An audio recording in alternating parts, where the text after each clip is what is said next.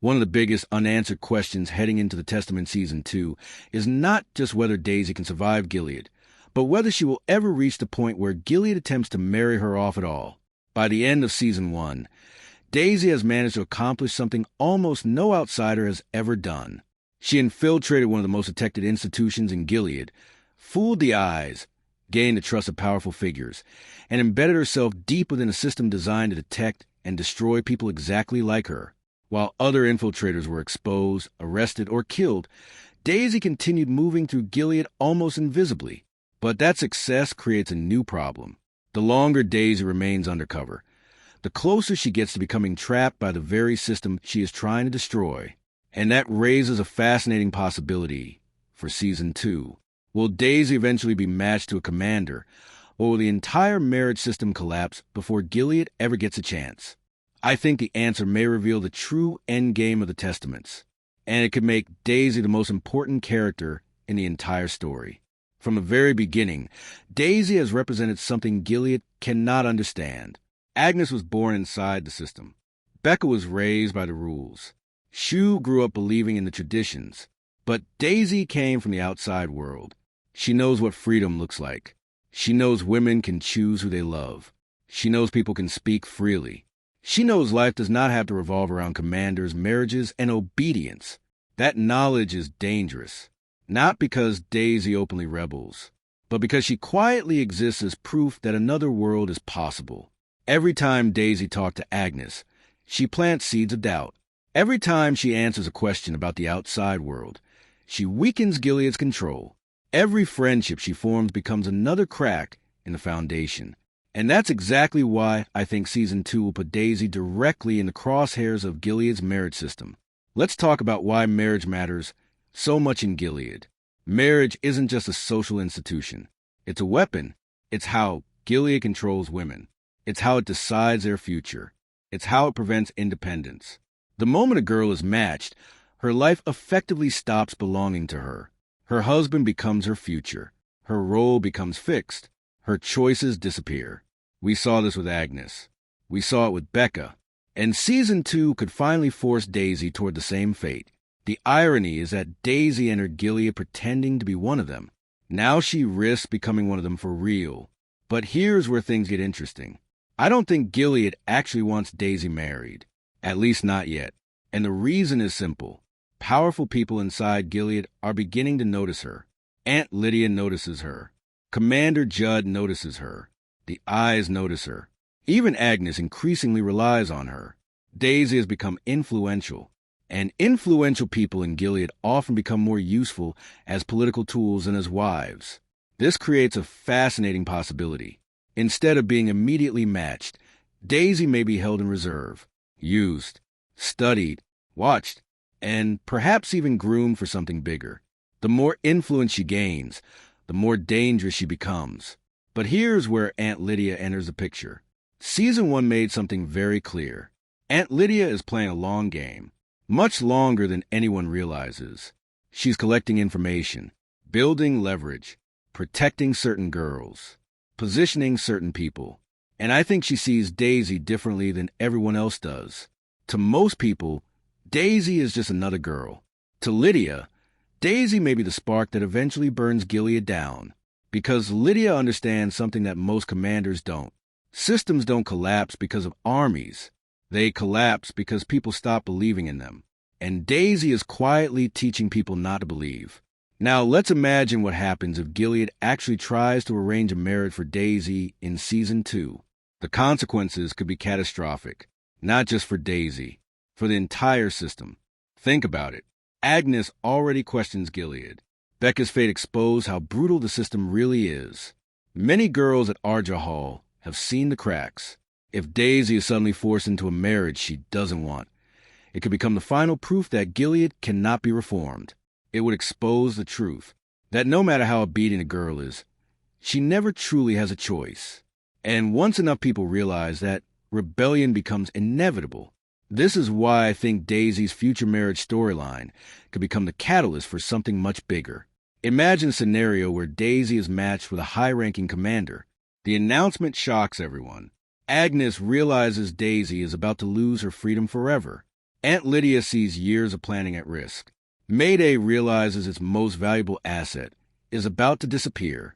Suddenly, every faction has the same objective: stop the marriage, not because they care about tradition, because Daisy is too important to lose. That could trigger an enormous conflict inside Gilead itself. But there's another possibility, and honestly, I think it's even more likely. What if the marriage never happens because Gilead starts collapsing first? Season 1 repeatedly showed us signs of instability. Mayday operations are increasing. Commanders are being assassinated. Information is leaking. The eyes are becoming more aggressive. Trust is disappearing. The leadership is fractured. These aren't signs of a healthy regime. They're signs of a regime entering panic mode. History shows us something important. Authoritarian governments often look strongest right before they begin falling apart. They become harsher, more suspicious, more paranoid. And that's exactly what we're seeing in Gilead. Season 2 could push those tensions even further. Imagine commander factions turning against each other. Imagine scandals emerging. Imagine Aunt Lydia releasing damaging information. Imagine Mayday increasing its attacks. Imagine more young women refusing to cooperate. Suddenly, the marriage system itself becomes impossible to maintain because the people enforcing it are too busy trying to survive. In that scenario, Daisy's future changes completely. Instead of becoming a bride, she becomes a revolutionary. Instead of entering a commander's house, she helps bring the house down. And this brings us to the biggest theory of all. What if Daisy was never meant to be matched? What if her entire purpose is to end the matching system? Think about her journey. Everything about Daisy contradicts what Gilead stands for. She's independent, curious, defiant, resourceful. She's not built to survive inside the system.